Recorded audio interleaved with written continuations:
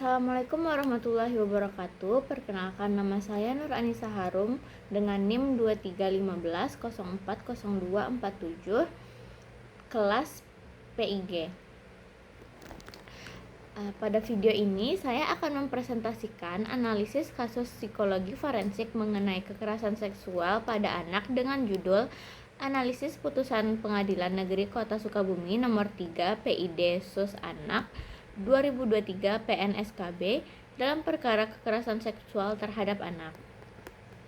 Kasus ini terjadi pada tahun 2023 di Kota Sukabumi, Jawa Barat.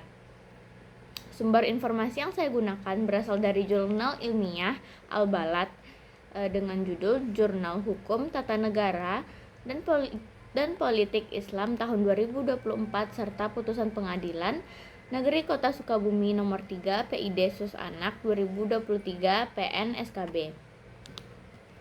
Kasus ini bermula ketika pelaku menghubungi korban melalui WhatsApp dan mengajak korban datang ke rumahnya. Pelaku kemudian melakukan pemaksaan hubungan seksual terhadap korban. Tidak hanya sekali, tindakan tersebut dilakukan secara berulang sebanyak 3 kali pada tanggal 9, 11, dan 17 September 2022. Pelaku juga mengancam akan menyebarkan informasi hubungan mereka apabila korban menolak.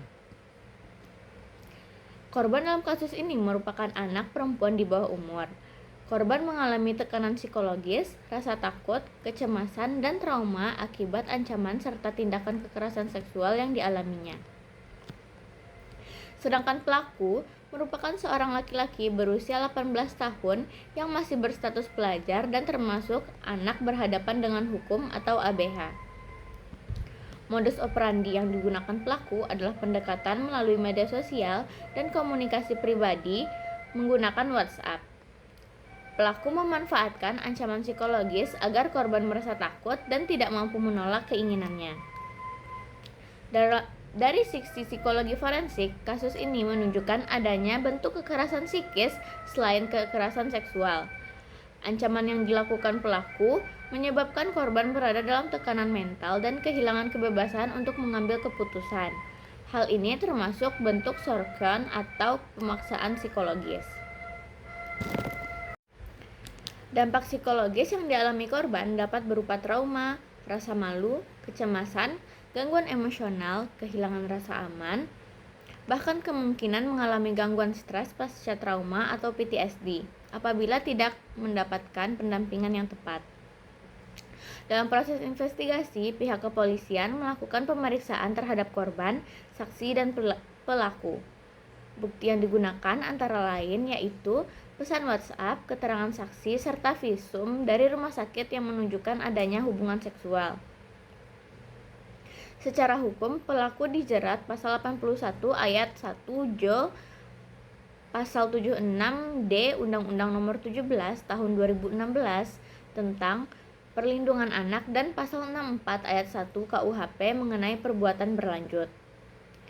Hakim memutuskan pelaku bersalah dan menjatuhkan hukuman penjara selama 4 tahun di Lembaga Pembinaan Kasus Khusus Anak atau LPKA serta pelatihan kerja selama 6 bulan.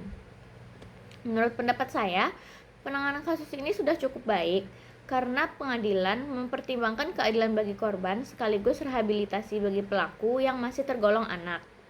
Namun, efektivitas rehabilitasi masih perlu ditingkatkan terutama dalam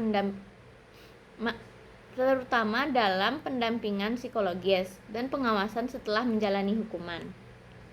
Adapun rekomendasi pencegahan yang dapat dilakukan adalah meningkatkan pendidikan seksual pada anak dan remaja, memperkuat pengawasan keluarga, memberikan edukasi mengenai bahaya kekerasan seksual, serta menyediakan layanan pendampingan psikologis yang lebih optimal bagi korban maupun pelaku. Nah, kesimpulan dari kasus ini menunjukkan bahwa kekerasan seksual terhadap anak dapat terjadi melalui manipulasi dan ancaman psikologis. Oleh karena itu, dibutuhkan kerjasama antara keluarga, sekolah, masyarakat, dan aparat hukum untuk mencegah terjadinya kasus serupa di masa depan. Sekian presentasi dari saya. Terima kasih. Assalamualaikum warahmatullahi wabarakatuh.